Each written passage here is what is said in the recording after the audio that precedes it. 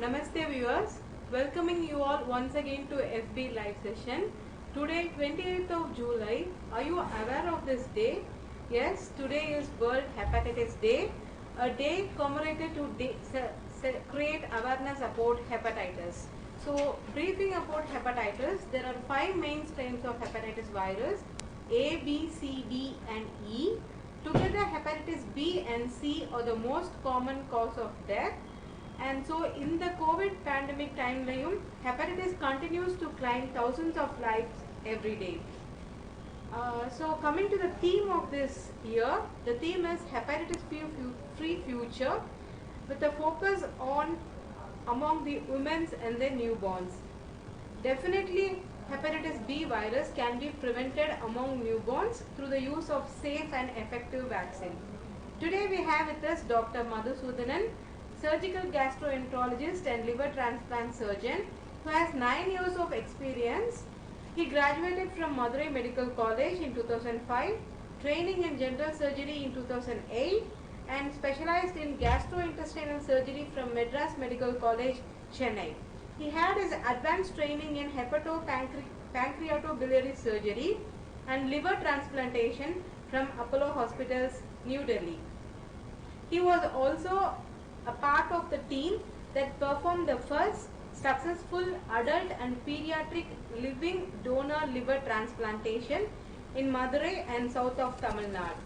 He is presently the consultant surgeon at Digestive Diseases and Surgery Unit at Apollo Specialty Hospital, Madurai. Good morning, sir. Good morning, Deepa. So, viewers, please make use of this golden opportunity. Drop your queries in the comment box and get all your doubts clarified. So, starting the session, so doctor, hepatitis பத்தி கொஞ்சம் explain பண்ணுங்க. அதோட types, the differences between the types பத்தி கொஞ்சம் explain பண்ணுங்க. So இப்போ வந்து நம்ம இன்னைக்கு வந்து World Hepatitis Day. So World Hepatitis Day அப்படினா இந்த ஹெப்படைட்டிஸ் வைரஸ்னால வர பல நோய்கள் மனிதர்களுக்கு வருது. அந்த நோயை தடுக்கிறதுக்கு என்னெல்லாம் நம்ம நடவடிக்கை எடுக்கிறோம் as a global community-ஆ என்னெல்லாம் நடவடிக்கை எடுக்கிறோம் அதுக்கான ஒரு அவேர்னஸ் ஸ்ப்ரெட் பண்றதுக்கான நாள் தான் இந்த வேர்ல்டு ஹெப்படைட்டிஸ் டே. இது வந்து உலக சுகாதார அமைப்பு அதாவது வேர்ல்டு ஹெல்த் ஆர்கனைசேஷன் வந்து இத வருஷத்துக்கு ஒரு நாள் இந்த ஜூலை 28 இத வந்து அப்சர்வ் பண்றாங்க. இன்றைய தேதியில என்ன பண்ணுவாங்க ஒவ்வொரு வருஷமும் இந்த ஹெப்படைட்டிஸ் பத்தின மெசேஜஸ் கிரியேட் பண்ணுவாங்க. இத பத்தி பல கண்ட்ரீஸ்ல பல கான்டினென்ட்ஸ்ல டீம்ஸ் உருவாக்குவாங்க, டாஸ்க் ஃபோர்ஸ் உருவாக்குவாங்க. 1 இயரா கிடைத்த டேட்டாவை கலெக்ட் பண்ணி அடுத்து என்ன பண்ணலாம் அப்படின்றத அவங்க ஒரு செயலாக்கத்துக்கு கொண்டு வருவாங்க. சோ அதனால இப்ப ஒரு வருஷத்துக்கும் ஒரு தீம் இருக்கும். இந்த வருஷத்துக்கு என்ன பண்ணலாம், இந்த வருஷத்துல நம்ம எதை ஃபோக்கஸ் பண்ணணும் அப்படின்ற தீம் இருக்கும். சோ இந்த வருஷத்துக்கு அந்த வேர்ல்ட் ஹெல்த் ஆர்கனைசேஷன் வந்து என்ன தீம் வச்சிருக்காங்க அப்படின்னா ஹெப்படைட்டிஸ் ஃப்ரீ ஃபியூச்சர். ஃபியூச்சர்ல அதாவது 2030 அப்படிங்கறத கோலா வச்சிருக்காங்க. அந்த 2030ல முடிஞ்ச அளவுக்கு இந்த ஹெப்படைட்டிஸ் இல்லாத ஒரு உலகத்தை ஏற்படுத்துறதுக்கான முயற்சிகள்ல இறங்கி இருக்காங்க. சயின்டிபிக்கா டிஃபைன் பண்ணணும் அப்படின்னா 5 வயதுக்கு உட்பட்ட குழந்தைகளுக்கு 0.1% சதவீதம் தான் இந்த ஹெப்படைட்டிஸ் இருக்கணும். அதுதான் கோலா நோக்கி பயணிச்சுக்கிட்டு இருக்காங்க. சோ அப்ப 2030 வந்து ஹெப்படைட்டிஸ் இல்லாத ஒரு உலகமா மாற்றம் செய்யறதுக்கு குழந்தைகளுக்கு ஹெப்படைட்டிஸ் இல்லாம வரணும்ன்றதான் ஃபோக்கஸ் பண்றாங்க. அப்படி குழந்தைகளுக்கு இல்லாம வரணும்ன்றத ஃபோக்கஸ் பண்றப்ப குழந்தைகளுக்கு எப்படி ஹெப்படைட்டிஸ் வருது அப்படிங்கறத ஆராயறப்ப மதர் டு சைல்ட் டிரான்ஸ்மிஷன் தாயிட்ட இருந்து குழந்தைகளுக்கு வருது அப்படின்றதுதான் நம்ம கண்டுபிடிச்சிருக்கோம். அப்ப இதை எப்படி தடுக்கிறது அப்படிங்கறதுதான் இந்த வருஷத்தின் ஃபோக்கஸா வச்சிருக்காங்க. இப்ப தீபா கேட்ட கேள்வி என்ன அப்படின்னா என்ன ஹெப்படைட்டிஸ்னா என்ன, அதுல என்னென்ன விதமான டைப்ஸ் ஆஃப் ஹெப்படைட்டிஸ் இருக்கு அப்படிங்கிறதுக்கு பதில் சொல்லணும்னா 5 விதமான வைரஸ்கள் இருக்கு. Hepatitis A, B, C, D, E அப்படின்னு 5 விதமான வைரஸ் இருக்கு. அதாவது இந்த வைரஸ் எக்ஸாக்டா கண்டுபிடிக்கிறதுக்கு முன்னாடி 1940களில் எக்ஸாக்டா சொல்ல போனா 1947ல 2 விதமான வைரஸ் நோய் இருந்தது. ஒன்னு வந்து உணவு மூலமா வருது, இன்னொன்னு வந்து ரத்தம் சம்பந்தப்பட்ட டிரான்ஸ்மிஷன்ல வருது. அதனால அதை ஹெப்படைட்டிஸ் ஏ அண்ட் பி அப்படின்ற மாதிரி பேர் வச்சாங்க. அதுக்கப்புறம் நாளடைவில் 1980களில் இது என்ன வைரஸ் அப்படிங்கறத கிளியரா கண்டுபிடிக்க முடிஞ்சது. அது வந்து ஒரு மைக்ரோஸ்கோப்லயும் பார்க்க முடிஞ்சது. அதுக்கப்புறம் வைரல் கல்ச்சர்ஸ் அப்படின்லாம் சொல்லுவாங்க, அதெல்லாம் பண்ண முடிஞ்சது. ஸோ அதுக்கப்புறம் 5 விதமான வைரஸஸ் ஐடென்டிஃபை பண்ணியிருக்காங்க. அதாவது hepatitis A, B, C, D, E அப்படின்ட்டு. இதை வந்து எப்படி ஒரு மனிதன் இருந்து இன்னொரு மனிதனுக்கு பரவுதுன்ற வகையில குரூப் பண்ணணும்னா 2 குரூப்பா பண்ணலாம். ஹெப்படைட்டிஸ் ஏ அண்ட் இ ஒரு குரூப்பாவும், hepatitis B, C and D ஒரு குரூப்பாவும் பண்ணலாம். ஹெப்படைட்டிஸ் ஏ அண்ட் இ அப்படிங்கிறது ஃபீக்கல் ஓரல் ரூட், அதாவது ஒரு மலம் வழியாக ஒரு கண்டாமினேஷன் ஆகுது உணவு, அதை உட்கொள்றாங்க. அப்ப வர்றது வந்து இந்த hepatitis A and E. Blood contact, blood phone transmission சொல்லுவாங்க. இது ஒரு பிளட் டிரான்ஸ்ஃபியூஷன்லயோ இல்ல ஒரு செக்ஷுவல் மோட் ஆஃப் டிரான்ஸ்மிஷன்லயோ வர்றது வந்து பிளட் போன் கான்டாக்ட். இது வந்து ஹெப்படைட்டிஸ் பி, சி அண்ட் டில இந்த மோட் ஆஃப் கான்டாக்ட் வரும். ஸோ இதுதான் 2 விதமான ஹெப்படைட்டிஸ் நம்ம புரிஞ்சுக்க வேண்டியது. சார், சிம்டம்ஸ் இல்லாம ஹெப்படைட்டிஸ் பி வர்றதுக்கு சான்சஸ் இருக்கா? அப்படின்னா அந்த ஹெப்படைட்டிஸ் ஏ வர்றதுக்கு சான்சஸ் இருக்கா? அண்ட் ஹெப்படைட்டிஸ் ஏ ஸ்ப்ரெட் பண்றதுக்கான சான்சஸ் எவ்வளவு இருக்கு சார்? சிம்டம் இல்லாம ஹெப்படைட்டிஸ் ஏ வர்றதுக்கு சான்சஸ் இருக்கதான் செய்யுது. நிறைய பேஷண்ட்டுக்கு என்ன சிம்டம் வரும் அப்படின்னு பாத்தீங்கன்னா, ஜாண்டிஸ், வயிறு வலி, அப்புறம் நாசியா, அதாவது ஒரு வாந்தி வர்ற மாதிரி ஒரு தன்மை இருக்கும். இது வந்து காமனான சிம்டம். பட் சிம்டமே இல்லாம ஹெப்படைட்டிஸ் ஏ வரலாமான்னா ஒரு சில பேருக்கு கண்டிப்பாக வரலாம். அப்படி வர்றவங்க அந்த வைரஸை பரப்பவும் செய்யலாம். சோ சிம்டம் இல்லாம வர்றதுக்கான வாய்ப்பு இருக்கதான் செய்யுது. சார், ஹெப்படைட்டிஸ் ஏ வேக்சின் பத்தி கொஞ்சம் எக்ஸ்பிளைன் பண்ணுங்க சார். அது யாருக்கெல்லாம் தேவைப்படும்? ஹெப்படைட்டிஸ் ஏ வேக்சின் அப்படிங்கிறது இப்ப கடந்த ஒரு 10-15 ஆண்டுகளா நமக்கு இப்ப கையில கிடைச்சிருக்கு. இந்த வேக்சின் அடல்ட்ஸ், குழந்தைகள் 2 பேருக்குமே கண்டிப்பாக கொடுக்கலாம். இது வந்து யுனிவர்சல் வேக்சினேஷன்ல இன்க்ளூடடா, அதாவது இப்ப நம்ம இந்தியன் அகாடமி ஆஃப் பீடியாட்ரிக்ஸ் அப்படின்ற ஒரு அமைப்பு வந்து எல்லா இந்த ஒரு குழந்தைக்கு என்னெல்லாம் வேக்சின் கொடுக்கணும் அப்படின்னு சஜஸ்ட் பண்றதுல இந்த வேக்சினும் இன்க்ளூட் பண்றாங்க. சோ குழந்தைகளுக்கு கொடுக்கிறது நல்லது. அடல்ட்ஸுக்கு கொடுக்கலாமா அப்படின்னு பார்த்தா அடல்ட்ஸுக்கும் கண்டிப்பாக கொடுக்கலாம். ஆனா எல்லா அடல்ட்ஸுக்கும் கொடுக்கலாமா அப்படின்னா, எல்லாருக்கும் வர்றவங்களுக்கு இப்போ ஒரு அவுட் பேஷண்டா ஒரு பேஷண்ட் வராங்க, நீங்க ஹெப்படைட்டிஸ் ஏ வேக்சின் எடுத்துக்கலாமா, எல்லாருக்கும் கொடுக்கணும்ன்ற அவசியம் கிடையாது. அதுல ஹை ரிஸ்க் குரூப்ஸ் சொல்லுவாங்க. அந்த எந்த பேஷண்ட்டுக்கு இந்த ஹெப்படைட்டிஸ் ஏ அதிகமா வர்றதுக்கான வாய்ப்பு இருக்கோ அவங்களுக்கு நாங்க இதை வந்து பரிந்துரை செய்வோம். அது யாரு அப்படின்னா, இப்ப நான் வந்து ஒரு லிவர் ஸ்பெஷலிஸ்ட்னால கிரானிக் லிவர் டிசீஸ் உள்ளவங்க நிறைய பேரை பார்ப்பேன். சோ அவங்களுக்கு அந்த பேஷண்ட்டுக்கு இது கண்டிப்பாக கொடுக்கலாம். ரெண்டாவது, டிரான்ஸ்பிளான்ட், நிறைய பேஷண்ட் நாங்க டிரான்ஸ்பிளான்ட் பண்றோம், டிரான்ஸ்பிளான்ட்டுக்கு வெயிட்டிங்ல இருப்பாங்க, அந்த பேஷண்ட்டுக்கு கண்டிப்பா இது கொடுப்போம்.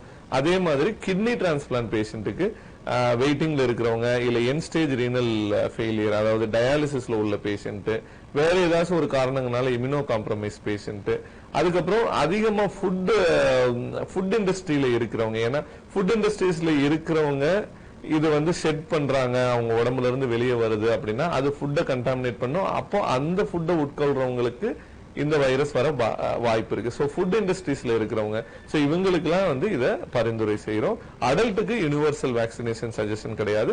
ஹை ரிஸ்க் குரூப் ஒரு டாக்டர், ஒரு கேஸ்ட்ரோஎன்ட்ராலஜிஸ்ட் அல்ல ஒரு லிவர் ஸ்பெஷலிஸ்டோட பரிந்துரை பிரகாரம் இதை எடுத்துக்கணும். சார், இப்போ hepatitis A vaccine other strains of ஹெப்படைட்டிஸ்ல இருந்து நம்மள ப்ரொடெக்ட் பண்ணுமா? சான்சஸ் ஏதாவது இருக்கா? நோ, ஹெப்படைட்டிஸ் ஏ வேக்சின் நம்மள ஹெப்படைட்டிஸ் ஏ ல இருந்து மட்டும்தான் ப்ரொடெக்ட் பண்ணும். பொதுவாக ஒரு வேக்சின் அப்படிங்கிறது அந்த பர்டிகுலர் வைரஸுக்கு தான் ப்ரொடெக்ட் பண்ணும். இப்ப இந்த கோவிட் காலகட்டத்துல நிறைய ஆய்வுகள்ல என்ன வருதுன்னா, ஒரு சின்ன வயசுல பிசிஜி வேக்சின் போட்டா இந்த வைரஸ்ல COVID-19 வைரஸ்ல இருந்து ப்ரொடெக்ஷன் வருமா அப்படின்ற ஆய்வுகள்லாம் வந்துகிட்டு இருக்கு. பட் ஜென்ரலா பொதுமக்கள் புரிஞ்சுக்க வேண்டியது, ஒரு வேக்சின்றது ஸ்பெசிபிக்கான ஒண்ணுதான். எந்த வைரஸுக்கு போடுறோமோ அதுக்கு தான் ப்ரொடெக்ஷன் இருக்கும். பட் மல்டிபிள் இன்ஃபெக்ஷியஸ் ஏஜென்ட்ஸுக்கு அகைன்ஸ்டா வேக்சின் இருக்கு. அதாவது டிபிடி வேக்சின் சொல்லுவாங்க, டிப்தீரியா, பெர்டூசிஸ், டெட்டனஸ், அந்த மாதிரி 3 நோய்க்கு அகைன்ஸ்டா ஒரே மருந்துல வரும். சோ அப்போ வந்து அந்த வேக்சின் போட்டா 3 நோயுமே அது வந்து ப்ரொடெக்ட் பண்ணும். பட் பொதுவா புரிஞ்சுக்க வேண்டியது, ஒரு வேக்சின் ஒரு வைரஸுக்கோ இல்ல ஒரு நோய்க்கோ வேக்சின் கண்டுபிடிக்கிறாங்கன்னா அது அந்த பர்டிகுலர் இதுக்கு தான் நம்ம வந்து பயன்படுத்த வேண்டிய கட்டாயத்துல இருக்கும். சோ வியூவர் கிட்ட இருந்து ஒரு क्वेश्चन வந்திருக்கு சார். திருச்சியில இருந்து மிஸ்டர் நவீன், அவர் கேட்டிருக்காரு ஹெப்படைட்டிஸ் ஏ அஃபெக்ட் ஆயிருந்த பேஷண்ட்க்கு திருப்பி ஹெப்படைட்டிஸ் ஏ வரதுக்கு சான்சஸ் இருக்கா? என்ன சான்சஸ் வந்து பொதுவாக குறைவுதான். ஏன்னா ஹெப்படைட்டிஸ் ஏ ஒன்ஸ் வேக்சின் போட்டாலும் சரி, ஒன்ஸ் நமக்கு இன்ஃபெக்ஷன் வந்தாலும் சரி, லைஃப் லாங் இம்யூனிட்டி கொடுக்கக்கூடிய ஒரு விஷயம். ஸோ அதனால திரும்ப வர்றதுக்கான சான்சஸ் ரொம்ப ரொம்ப குறைவு. பட் ஒருவேளை அவருக்கு ஃபியூச்சர்ல ஒரு இம்யூனோ காம்ப்ரமைஸ் ஸ்டேட்டஸ்க்கு அந்த பர்டிகுலர் இண்டிவிஜுவல் போறாரு, அவருக்கு வேற நோய் வருது, அவரோட இம்யூனிட்டி ரொம்பவே வீக் ஆகுதுன்றப்ப வரலாம். பட் பொதுவாக ஹெப்படைட்டிஸ் ஏ அப்படிங்கிறது லைஃப் லாங் இம்யூனிட்டி கொடுக்கக்கூடிய ஒண்ணு. ரெண்டாவது, குழந்தைங்களுக்கு இந்த மாதிரி ஹெப்படைட்டிஸ் ஏ வேக்சின் போட்டோம்னா 16 அவங்களோட 16-20 வயசு வர வரைக்கும் அவங்களுக்கு திரும்ப வேக்சினேஷன் தேவைப்படாது. அது வரைக்கும் இம்யூனிட்டி இருக்கும். ஒன்ஸ் 20 வயசை தாண்டினால் நம்ம தேவைப்பட்டால் நம்ம அந்த வேக்சினை போடலாம். பட் பொதுவாக லைஃப் லாங் இம்யூனிட்டி கொடுக்கக்கூடிய நோய்கள்ல இதுவும், வேக்சின்ல இதுவும் ஒண்ணு. நோய்களும் தான். ஏன்னா ஹெப்படைட்டிஸ் ஏ இன்ஃபெக்ஷனும் ஒருத்தருக்கு வந்து போகுதுன்னா அவங்களுக்கு அதனால லைஃப் லாங் இம்யூனிட்டி வரும். Sir, hepatitis virus outside the body எவ்வளவு நாள் சர்வைவ் ஆகும்? ஹெப்படைட்டிஸ் வைரஸ் அப்படின்னு பொதுவா கேட்டிருக்காங்க. அதாவது hepatitis A B C D இந்த டைப் ஆஃப் வைரஸ் இருக்குன்னு சொன்னேன் இல்லையா, நான் பிரீஃபா சொல்லிடுறேன். ஒரு அவுட் சைட் த பாடி எவ்வளவு நாள் சர்வைவ் ஆகும் அப்படின்னு பாத்தீங்கன்னா, நீங்க ஆச்சரியப்பட வேண்டிய ஒரு விஷயம், ஹெப்படைட்டிஸ் ஏ வைரஸ் பல மாதங்களுக்கு கூட ஒரு உடம்புல இருந்து வெளியே சர்வைவ் ஆகும். நம்ம குடிக்கிற தண்ணி ஹெப்படைட்டிஸ் ஏனால கண்டாமினேட் ஆயிருக்குன்னா அதுல ஒரு சில மாதங்கள் அது சர்வைவ் ஆகும். அதே மாதிரி ஹெப்படைட்டிஸ் ஏனால இன்ஃபெக்ட் ஆன பேஷண்ட் இருந்து வர ஃபீசஸ் மலம்ல வந்து பல நாட்கள் சர்வைவ் ஆகும். ஸோ அவுட் சைடு என்விரான்மெண்ட்ல ஹெப்படைட்டிஸ் ஏ அதிக நாட்கள் சர்வைவ் ஆகும். அதனாலதான் நிறைய பேருக்கு வேக்சின் போடணும் அப்படிங்கறத நாங்க சொல்றோம். அதே மாதிரி இது ஈஸியா கண்டேஜியஸ் ஆன ஒரு நோய். அதாவது இன்ஃபெக்ஷன் நமக்கு வருது அப்படின்னா நமக்கு கண்டிப்பாக ஹெப்படைட்டிஸ் ஏ இன்ஃபெக்ஷன் வந்துடும். ஒரு வைரஸ்க்கு எக்ஸ்போஸ் ஆகிறோம்னா நமக்கு வந்துடும். ஸோ அதனால இது அதிக நாள் சர்வைவ் ஆகக்கூடிய ஒரு வைரஸ், ஈஸியா தொற்று வரக்கூடிய ஒரு வைரஸ். ஹெப்படைட்டிஸ் பி எடுத்துக்கிட்டோம் அப்படின்னா இது வந்து ஃபியூ வீக்ஸ், அதாவது 1 or 2 வீக்ஸ் வந்து வெளியே சர்வைவ் ஆகும். ஸோ சர்வைவ் ஆகிறதுக்கான வாய்ப்புகள் இருக்குது. ஹெப்படைட்டிஸ் சி எடுத்துக்கிட்டோம் அப்படின்னா ஃபியூ டேஸ், அதாவது 4-5 நாட்கள் உடம்புல இருந்து வெளியே வாழ்றதுக்கான வாய்ப்பு இருக்கு. ஸோ ஹெப்படைட்டிஸ் ஏ வைரஸ் சில மாதங்கள், ஹெப்படைட்டிஸ் பி வைரஸ் சில வாரங்கள், ஹெப்படைட்டிஸ் சி வைரஸ் சில நாட்கள் நம்ம உடம்புல இருந்து வெளியே சர்வைவ் ஆகும். அது நம்ம புரிஞ்சுக்கணும்.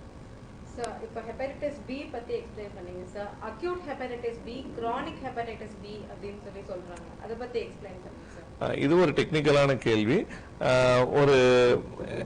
ஒருத்தருக்கு ஹெப்படைட்டிஸ் பி இன்ஃபெக்ஷன் வருது அப்படின்னா 2 விதமா நாங்க பார்ப்போம்.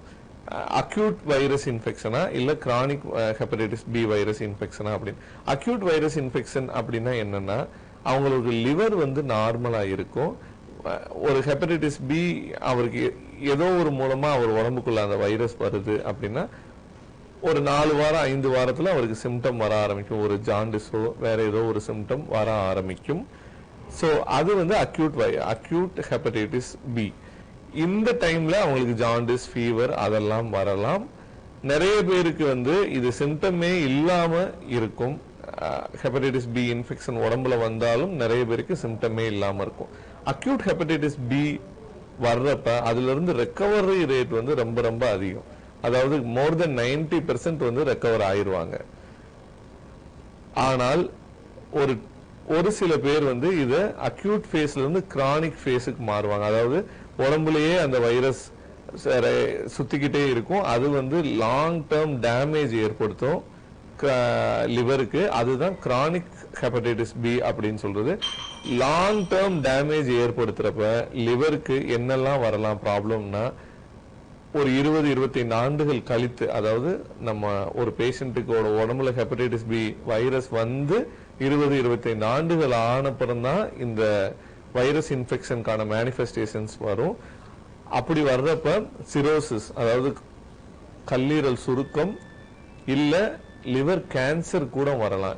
இதுதான் சமூகம் ரொம்ப புரிந்துக்க வேண்டிய ஒரு விஷயம். ஹெப்படைட்டிஸ் பி வைரஸ்னால லிவர் கேன்சர் வரலாம். தயவு செய்து இதை புரிஞ்சுக்கோங்க. அதனாலதான் உலக சுகாதார அமைப்பும் சரி, நாங்க டாக்டர்ஸ், கேஸ்ட்ரோன்ட்ராலஜிஸ்டும் சரி, இதை எப்படியெல்லாம் தடுக்கலான்ற முயற்சி நாளுக்கு நாள் எடுத்துக்கிட்டு இருக்கோம். ஸோ கிரானிக் ஹெப்படைட்டிஸ் பில லிவர் சிரோசிஸ் வரலாம், லிவர் கேன்சரும் வரலாம்.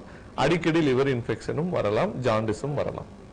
சார், ஹெப்படைட்டிஸ் ஏ ஸ்ப்ரெட் வந்து ஃபீகோ ஓரல் ரூட், அதாவது ஃபுட் மூலமா ஸ்ப்ரெட் ஆகும்னு சொன்னீங்க. ஹெப்படைட்டிஸ் பியும் வந்து ஃபுட் மூலமா ஸ்ப்ரெட் ஆகிறதுக்கு சான்சஸ் இருக்கா? கண்டிப்பாக கிடையாது. ஹெப்படைட்டிஸ் பி ஃபுட் மூலமா வரவே வராது. ஹெப்படைட்டிஸ் சியும் வராது. ஹெப்படைட்டிஸ் ஏ அண்ட் ஹெப்படைட்டிஸ் இ இதுதான் உணவு. அதாவது உணவு அப்படின்னா சுத்தமா இல்லாத உணவு, அது மூலமா தான் வரும். சரியாக சமைக்காத உணவு, அண்டர் குக்டு ஃபுட், அது மூலமா வரும். சோ இது ஏ அண்ட் இ மட்டும்தான் உணவு மூலமா வரக்கூடியது. சார், வியூவர் கிட்ட இருந்து ஒரு क्वेश्चन வந்திருக்கு சார். தேவகோட்டையில இருந்து மிஸ்டர் ராஜமோகன் அவர் கேட்டிருக்காரு. அவர் ஐ அம் ஆல்கஹாலிக் அண்ட் அவருக்கு லோயர் அப்டமன்ல பெயின் இருக்கு. அவருக்கு ஹெப்படைட்டிஸ் இருக்கிறதுக்கு சான்சஸ் இருக்கா அப்படின்னு கேட்டிருக்காரு சார்.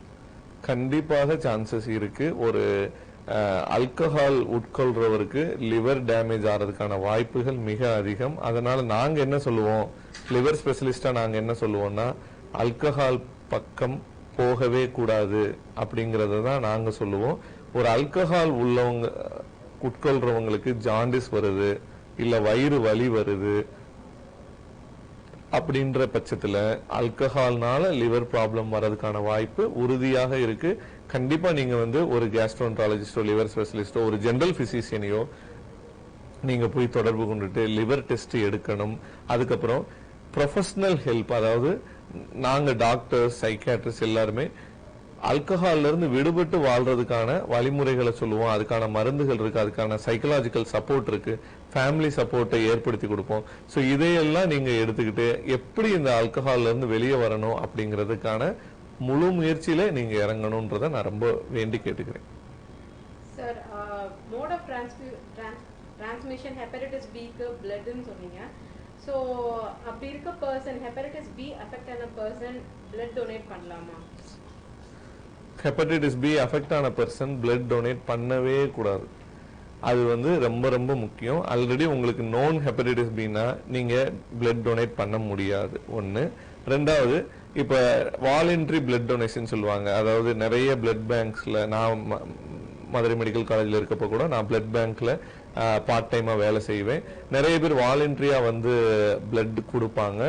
ஒரு ஹியூமனிடேரியன் பேசிஸ்ல வந்து பிளட் கொடுப்பாங்க. யாரு பிளட் கொடுத்தாலும் ஸ்கிரீனிங் பண்ணுவாங்க. Any blood bank will screen the blood. அவங்க நிறைய வைரஸ்க்கு பண்ணுவாங்க. அதுல ஹெப்படைட்டிஸ் பி, ஹெப்படைட்டிஸ் சியும் ஒன்னு. சோ ஒருத்தர் வந்து வாலண்டரியா ரத்தம் கொடுத்துட்டு போறாரு, அந்த ரத்தத்துல டெஸ்ட் பண்றப்ப ஹெப்படைட்டிஸ் பியோ சியோ கண்டுபிடிக்கிறாங்கன்னா அந்த பிளட்டை பயன்படுத்த மாட்டாங்க. அந்த டோனருக்கும் நோட்டிஃபை பண்ணிடுவாங்க. சோ இது வந்து நீங்க புரிஞ்சுக்கணும். ஆல்ரெடி நீங்க நோன் ஹெப்படைட்டிஸ் பி பேஷண்டா இருந்தீங்கன்னா இது கொடுக்கவே கூடாது. பிளட் ரத்த தானம் கண்டிப்பா பண்ண முடியாது. Sir, one more question from Tenkasi. Mister Thiyagarajan அவர் கேட்டிருக்காரு, ஹெப்படைட்டிஸ் பி வைரஸ்க்கு நான் எக்ஸ்போஷர் ஆனா என்ன பண்ணணும் அப்படின்னு கேட்டிருக்காரு. ஹெப்படைட்டிஸ் என்ன வைரஸ்மா? B virus. B virus. So hepatitis B வைரஸ்க்கு எப்படி எக்ஸ்போஸ் ஆறீங்க அப்படிங்கறத இன்னும் விரிவா கேட்டிருந்தா நல்லா இருந்திருக்கும். பொதுவா ஹெப்படைட்டிஸ் பி வைரஸ் எக்ஸ்போஸ் ஆறவங்க வந்து ஒரு ஹெல்த் கேர் ஒர்க்கரா தான் இருப்பாங்க. ஏன்னா ஹெப்படைட்டிஸ் பி பேஷண்ட்டை பார்ப்பாங்க. ஒரு நர்ஸ், ஒரு பாராமெடிக்கல் ஸ்டாஃப், ஒரு லேப் டெக்னீஷியன் அவங்களுக்கு ஒரு இன்ஜெக்ஷன் போட்டிருப்பாங்க, இல்ல பிளட் எடுப்பாங்க. ஸோ பொதுவாக ஹெல்த் கேர் ஒர்க்கர்ஸ் எக்ஸ்போஸ் ஆகிறது தான் அதிகம். கம்யூனிட்டியில எக்ஸ்போஸ் ஆகிறதுக்கான வாய்ப்புகள் வந்து கம்மி. ஸோ அப்போ ஒரு எக்ஸ்போசர் ஆயிட்டாங்க அப்படின்னா அடுத்து எப்படி அதை ப்ரிவென்ட் பண்றது, அது என்னெல்லாம் பண்ணலான்றது தான் போஸ்ட் எக்ஸ்போசர் ப்ரொஃபைல் ஆக்சஸ் அப்படின்னு சொல்லுவோம், பிஇபின்னு நாங்க சொல்லுவோம். ஸோ போஸ்ட் எக்ஸ்போசர் ப்ரொஃபைல் ஆக்சஸ்ல மெயினா என்ன அப்படின்னா வேக்சினேஷன் தான் பண்ணணும். அதாவது ஹெப்படைட்டிஸ் பி வேக்சின் நமக்கு அவைலபிள் இருக்கு. மெயினாக வேக்சினேஷன் தான். இப்ப ஒரு பேஷண்ட் இருந்து ஒரு நீடில் ஸ்டிக் இன்ஜுரி வருது, ஒரு நர்ஸுக்கோ ஒரு டாக்டருக்கோ ஊசி போடுறாங்க, அந்த ஊசி வந்து கையில குத்துது, ஒரு சர்ஜன் இருக்காரு ஆபரேஷன் பண்றாரு, அப்ப லேசா ஊசி கையில குத்திடுது அப்படின்னா அப்ப அவரு ஒரு பிளட் போன் டிரான்ஸ்மிஷனுக்கு எக்ஸ்போஸ் ஆயிட்டாரு. அப்ப எந்த பேஷண்ட் இருந்து அந்த ஊசி இதுக்கு முன்னாடி யூஸ் பண்ணிருக்காங்க, சோர்ஸ் பேஷண்ட் சொல்லுவாங்க, அவங்க ஹெப்படைட்டிஸ் பி பாசிட்டிவா, அவங்களுக்கு வந்து சப்போஸ் பாசிட்டிவா இருந்தா அவங்களுக்கு அந்த வைரஸ் எவ்வளவு இருக்குன்றது நமக்கு ஆல்ரெடி தெரியுமான்றத பார்க்கணும். அவங்க பாசிட்டிவா இருக்காங்க, வைரஸ் அதிகமா இருக்குன்னா ஹெப்படைட்டிஸ் பி இம்யூனோகுளோபுலின்னு சொல்லுவாங்க. ஒரு இதுக்கான பர்டிகுலர் ஆன்டிபாடி உள்ள தடுப்பூசி. இப்ப நீங்க COVID-19 டைம்ல நிறைய கேள்விப்பட்டிருப்பீங்க, பிளாஸ்மா சிகிச்சை அப்படின்ட்டு ஸ்டேட் கவர்மெண்ட்டும் சரி சென்ட்ரல் கவர்மெண்ட்டும் சரி இதுக்கான முயற்சிகளை அதிகமா எடுத்துக்கிட்டு இருக்காங்க. ஏன் பிளாஸ்மா சிகிச்சை பண்றோம் அப்படின்னா ஆன்டிபாடிஸ்க்காக பண்றோம். ஆன்டிபாடிஸ் டெவலப் ஆகுது, அது வந்து வைரஸை நேரா அதுக்கு மேல போய் ஆக்ட் ஆகி அந்த வைரஸை டேமேஜ் பண்ணிடும், டெஸ்ட்ராய் பண்ணிடும். சோ அப்ப இந்த ஆன்டிபாடின்றது தான் இம்யூனோகுளோபுலின். அப்ப ஹெப்படைட்டிஸ் பி இம்யூனோகுளோபுலினும் ஒரு சில மக்களுக்கு நாங்க யூஸ் பண்றோம். பொதுவாக ஒன்ஸ் எக்ஸ்போசர் ஆயிட்டாங்கன்னா அவங்களுக்கு போஸ்ட் எக்ஸ்போசர் ப்ரொஃபைலாக்சிஸ் அப்படின்றது ஹெப்படைட்டிஸ் பி வேக்சினேஷன் தான். இது வந்து ஒரு மருத்துவமனையில ஹாஸ்பிட்டல் சார்ந்த வேலை பார்க்கறவங்களுக்கு நடக்கக்கூடியது. பட் ஒரு சமுதாயத்துக்குள்ள எப்படி நமக்கு இதெல்லாம் எக்ஸ்போசர் வரும் அப்படின்னா இன்ட்ராவீனஸ் ட்ரக் அபியூசர்ஸ் சொல்லுவாங்க. ஒரு நீடில வச்சு ட்ரக்ஸ் யூஸ் பண்றவங்க, அதுக்கப்புறம் வந்து செக்ஸுவல் கான்டாக்ட் மூலமா வர்றதுக்கு வாய்ப்பு இருக்கு. ஸோ இதையெல்லாம் தடுக்கிறது வந்து ஒரு தனி மனிதன் கையில முக்கியமாக இருக்கு. இத அவேர்னஸ் ஸ்ப்ரெட் பண்ற ஆர்கனைசேஷன்ஸ் இருக்கு. இந்த மாதிரி வேர்ல்டு ஹெல்த் ஆர்கனைசேஷன், இந்தியாவில் கேஸ்ட்ரோஎன்ட்ராலஜி சொசைட்டிஸ் இருக்கு. அதையெல்லாம் மக்கள் புரிஞ்சுக்கிட்டு இதுல எல்லாம் நம்மளுக்கு வர வாய்ப்பு இருக்கு அப்படிங்கறத புரிஞ்சுட்டு அவங்களோட தனிமனித ஒழுக்கமும் மிகவும் முக்கியமாக அமையுது. சார், ஹெப்படைட்டிஸ் பி வேக்சின் பத்தி எக்ஸ்பிளைன் பண்ணீங்க சார். அந்த சீரிஸ் கம்ப்ளீட் பண்ணலனா அது எஃபெக்ட் இல்லாம போயிருமா? நல்ல கேள்வி தீபா.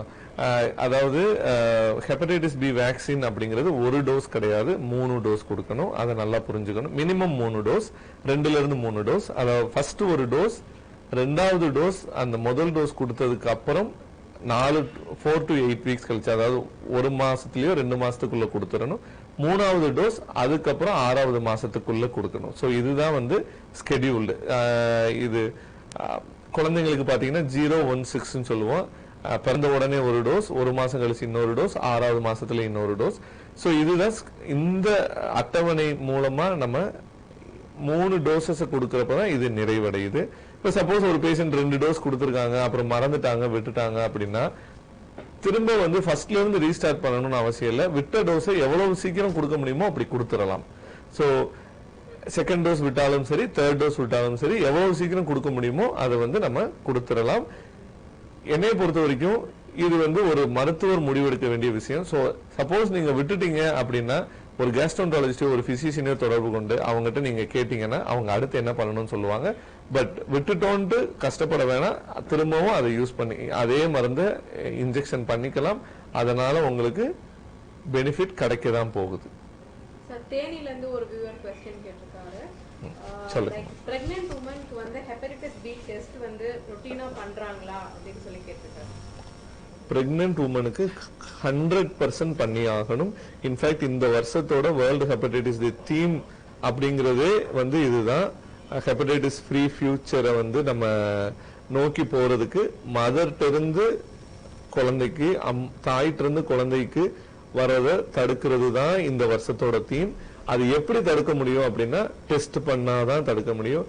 எந்த ஒரு பிரெக்னன்ட் மதர் இப்ப வந்து பிரைமரி ஹெல்த் சென்டர் ஆகட்டும், கவர்மெண்ட் ஹாஸ்பிட்டல் ஆகட்டும், தனியார் மருத்துவமனை ஆகட்டும், ஒரு கிளினிக் ஆகட்டும், எங்க ஒரு கைனகாலஜிஸ்ட பாக்குறாங்கன்னு ஆகட்டும், எல்லாருக்கும் யூனிவர்சலா ஹெப்படைட்டிஸ் பி டெஸ்டிங் கண்டிப்பாக பண்ணிடுவாங்க. ஹெப்படைட்டிஸ் பி மட்டும் இல்ல, hepatitis B test, HIV and syphilis, இது எல்லா டெஸ்ட்டுமே அவங்க பண்ணிடுவாங்க. இது எல்லா பிரெக்னன்ட் மதர்ஸ்க்கும் பண்ணணும். அப்படி பண்ணி அதுல பாசிட்டிவா வரவங்களுக்கு சில மருந்துகள் இருக்கு, வேக்சினேஷன்ஸ் இருக்கு. அதை வச்சு குழந்தைகளுக்கு வரதை தடுக்கலாம். சார், இப்போ பேபிஸ்க்கு எல்லாத்துக்கும் ஹெப்படைட்டிஸ் பி வேக்சின் ரெக்கமெண்ட் பண்றாங்க. எந்த ஏஜ்ல கொடுக்கலாம் சார்? இது ரொம்ப முக்கியமான கேள்வி. என்னை பொறுத்த வரைக்கும் தீபா கேட்டதுல இதுதான் முக்கியமான கேள்வி.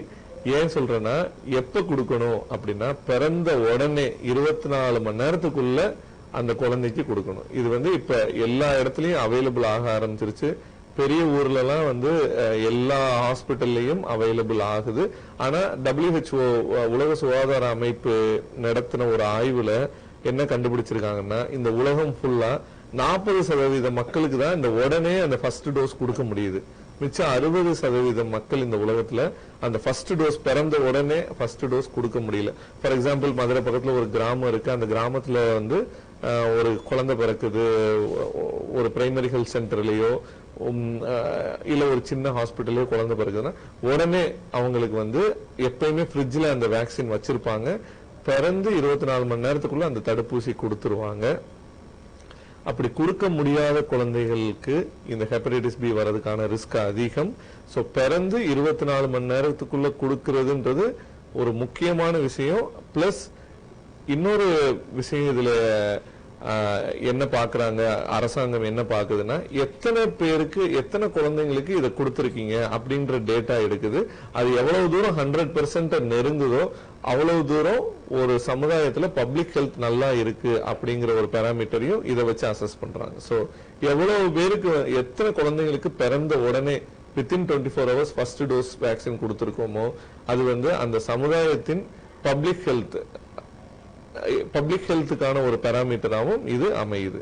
ஸோ இதுக்கு என்ன தேவை அரசாங்க சைட்ல அப்படின்னா மக்கள் மேன் பவர் இந்த வேக்சினை ஃபர்ஸ்ட் எல்லா இடத்துலயும் கொண்டு சேர்க்கணும். கோல்டு செயின் சொல்லுவாங்க. வேக்சின் எப்பயுமே வந்து கோல்டு டெம்பரேச்சர்ல தான் இருக்கணும்.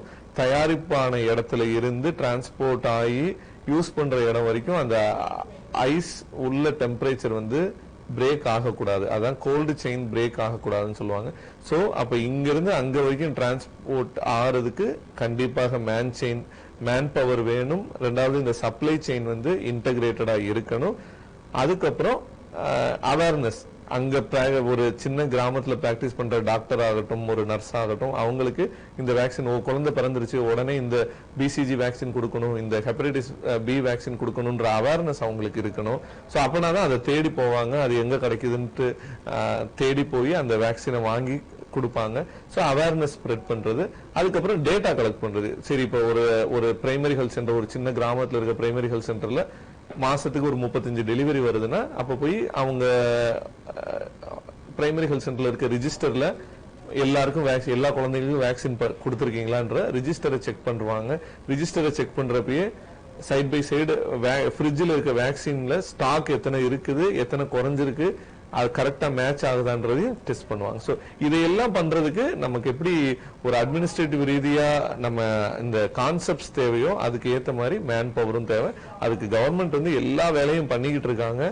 நீங்களும் அஸ் சொசைட்டில இருக்க ஒரு மெம்பரும் இதை அவேர்னஸ் இதுல ஏற்படுத்திக்கிட்டு நீங்களையும் கேட்கணும். எங்களுக்கு வேக்சின் கொடுங்க, எங்க குழந்தை பிறந்த உடனே இந்த வேக்சின் போடுங்கன்றத நீங்களும் கேட்கணும் அப்படின்றத நான் ரொம்ப நான் கேட்டுக்கிறேன் உங்ககிட்ட. தயவு செய்து இதை புரிஞ்சுக்கோங்க. இந்த மீட்டிங்லயே நீங்க ஒரு முக்கியமான விஷயம் நீங்க தெரிஞ்சுக்கணும்னா பிறந்த குழந்தைக்கு ஹெப்படைட்டிஸ் பி வேக்சின் கொடுக்கணும்ன்றதை தான் நீங்க தெரிஞ்சுக்கணும். சார், இந்த FB லைவ் செஷனோட கன்க்ளூஷன் பார்ட்க்கு வந்துட்டோம் சார். உங்க final words. So final words, இது வேர்ல்ட் ஹெப்படைட்டிஸ் டே அப்படிங்கிறதுனால ஹெப்படைட்டிஸ் சம்பந்தப்பட்ட அவேர்னஸ் மக்களுக்கு தெரிய வேண்டும். ஈவன் வேர்ல்டு ஹெல்த் ஆர்கனைசேஷன், உலக சுகாதார அமைப்பு கூட ஹெப்படைட்டிஸ் ஃப்ரீ ஃபியூச்சரை நோக்கி நம்ம போய்கிட்டு இருக்கோம். அப்படின்னா என்ன அப்படின்னா, நான் முன்னாடியே சொன்ன மாதிரி 2030 குழந்தைங்களுக்கு ஹெப்படைட்டிஸே இல்லாத ஒரு காலத்தை நோக்கி நம்ம போய்கிட்டு இருக்கோம். ஸோ இதுக்கு அவேர்னஸ் முக்கியம். தயவு செய்து இதை பத்தி தெரிஞ்சுக்கோங்க, இதை பத்தி தேடி படிங்க.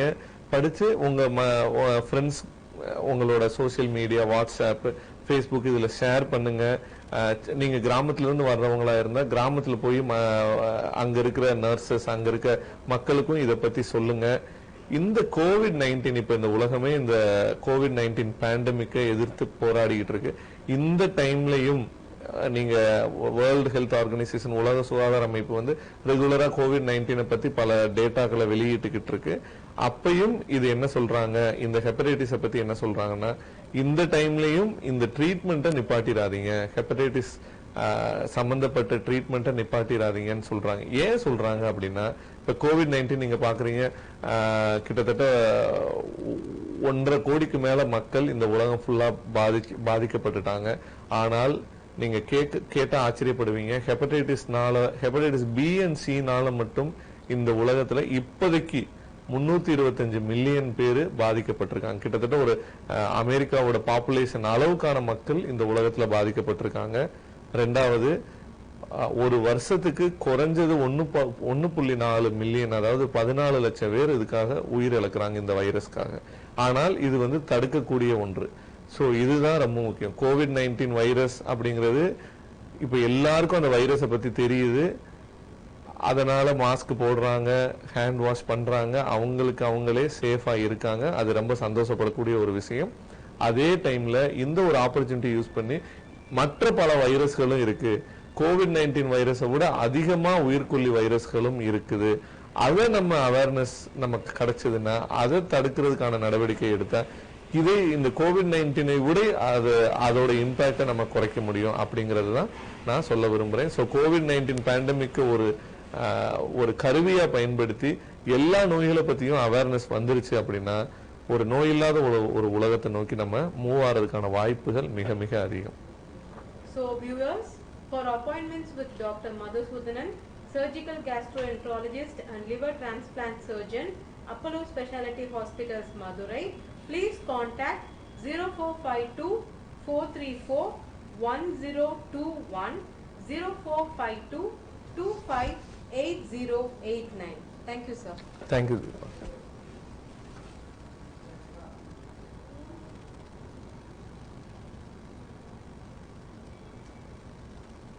பிரசன்னா முடிஞ்சா